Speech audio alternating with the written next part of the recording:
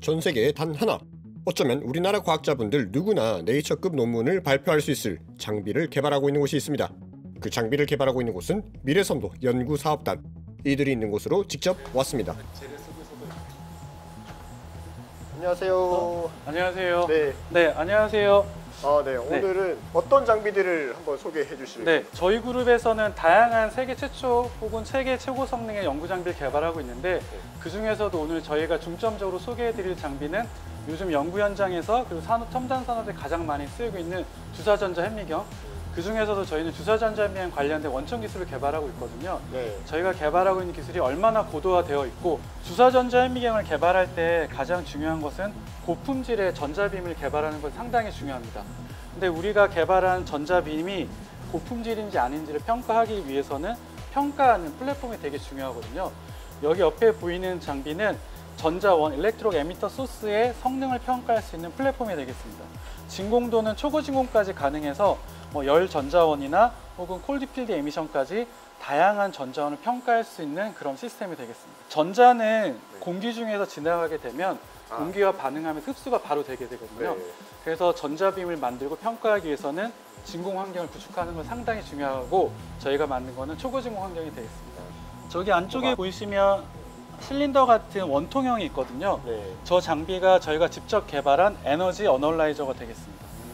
저거는 저희가 독자적으로 개발해서 현재 다양한 시험평가 서비스도 하고 있고요. 상용화도 목전에 두고 있습니다. 그러면 전자빔이면 전자 현미경 이런 것들도 다 진공으로 돼 있겠네요? 맞습니다. 그래서 전자현미경을 쓰시는 분들이 가장 불편하게 느끼는 것 중에 하나가 시료를 진공 환경 안에 넣어야 된다는 거거든요. 하지만 광학현미경 훨씬 높은 나노미터 이하의 분해능을 얻을 수가 있기 때문에 전자현미경이 많이 쓰이고 있습니다. 하얀색 빛도 여러 개의 에너지를 가지고 있듯이 전자 또한 메탈에서 진공으로 방출이 될 때 여러 개의 에너지 분포를 가지면서 방출이 됩니다.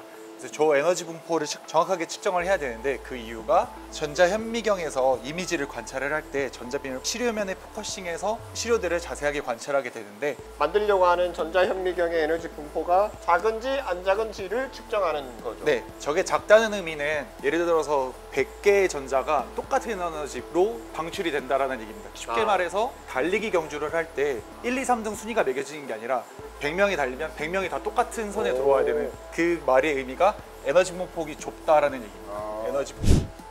이번에 볼 장비는? 네, 이번에 볼 장비는 FIM이라고 부르는데요. 필드 아이온 마이크로스코프 약자입니다.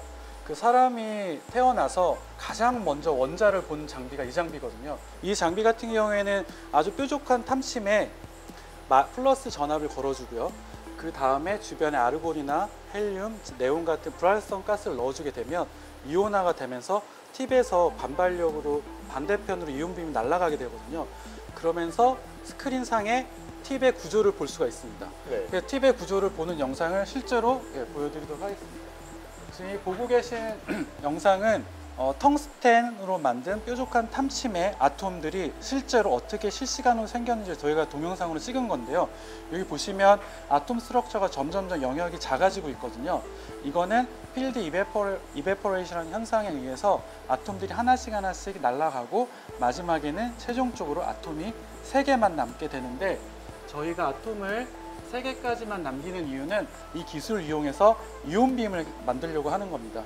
이게 지금 원자 하나하나. 맞습니다. 원자 하나하나를 보고 계신 겁니다. 그럼 이 장비가 있는 이유는 원자를 보는 것도 있겠지만 그 원자 보는 거를 보는 기술을 이용해서 이온빔을 만드는 거예요. 나중에 이온빔을 만든댔습니다. 그 이온빔을 만들어서 만들어진 이온빔이 요 위에 올라가게 됩니다. 그러니까 저거는 이 이온빔을 만들기 위한 맞습니다. 장비군요. 네, 맞습니다. 이 장비에는 헬라셀을 넣어놨거든요.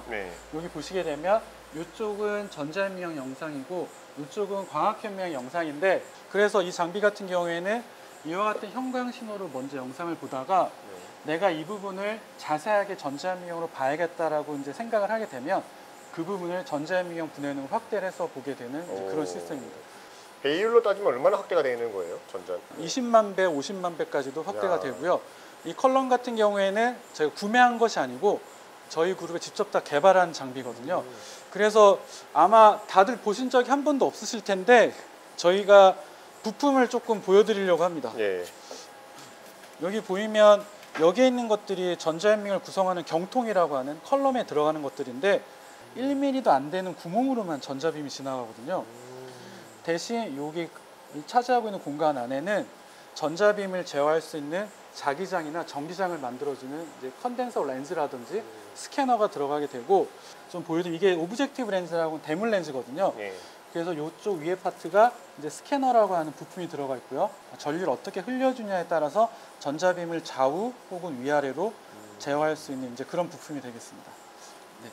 그래서 여기에서 개발한 모든 기술들을 다 집합을 해서 현대 미래선도 연구장비 핵심 기술 사업단에서 저희 장비를 개발하고 있는데, 그 장비는 내년에 다 마무리가 될 예정이고요. 지금은 보여드릴 수는 없지만 대신 컨셉을 참고 자료를 통해서 조금 설명을 드리도록 하겠습니다. 예. 미래선도 연구사업단 연구원분들은 새로운 장비를 개발하고 있습니다. 현재 전 세계에 없는 세계 최초로 개발되고 있는 이 장비는 에너지 로스라는 현상을 아주 자세하게 볼 수 있게 해줍니다. 에너지 로스는 전자빔이 물질과 부딪힐 때 생기는 현상인데, 이를 통해서 물질의 비밀을 밝혀낼 수 있습니다. 지금까지는 에너지 로스의 일부분만 볼 수 있었습니다. 하지만 새로 개발되고 있는 장비는 전자빔을 아주 정밀하게 만들어서 이전에는 볼 수 없었던 미세한 에너지 변화까지 관찰할 수 있게 해줍니다. 물질 속 원자들이 어떻게 움직이는지, 분자들이 어떻게 진동하는지 등 자세히 볼 수 있습니다.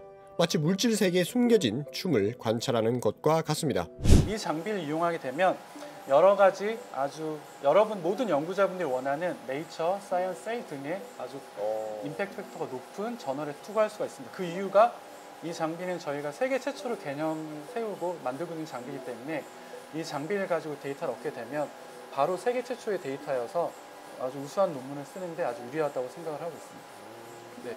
저희가 만든 장비 이용하게 되면 포논이나 몰리큘러 바이브레이션에서의 현상을 분석할 수가 있습니다. 아, 바이브레이션 떨림인 것 같고. 맞습니다. 포논은 뭐죠? 포논도 바이브레이션 비슷한데, 네. 포논이라고 하는 거는 시료를 구성하고 있는 아토믹 스트러처를 레티스라고 부르게 되는데, 레티스가 어떻게 움직이는지를 약간 퀀텀화해서 설명하는 건데, 레티스가 집단적으로 좀 움직이는 거라고 보면 됩니다. 그런 현상을 볼 수가 있습니다. 그래서 네이처도 갈 수 있다. 네이처도 물론 갈 수 있고요.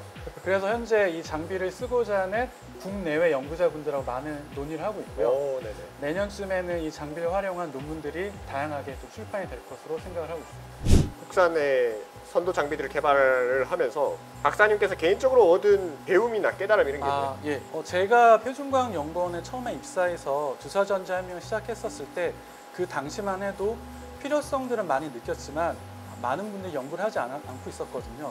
근데 그때 제가 생각했던 거는 주사전자현밍 기술은 언젠가는 국내에 많은 수요가 있을 거고, 이 분야는 꼭 반드시 개발이 되어야 한다는 그런 개인적인 생각을 하고서 꾸준히 개발해왔는데, 요즘에 와서는 전자현밍 기술이 첨단 산업뿐만이 아니고 기초과학에서 많은 수요가 있습니다.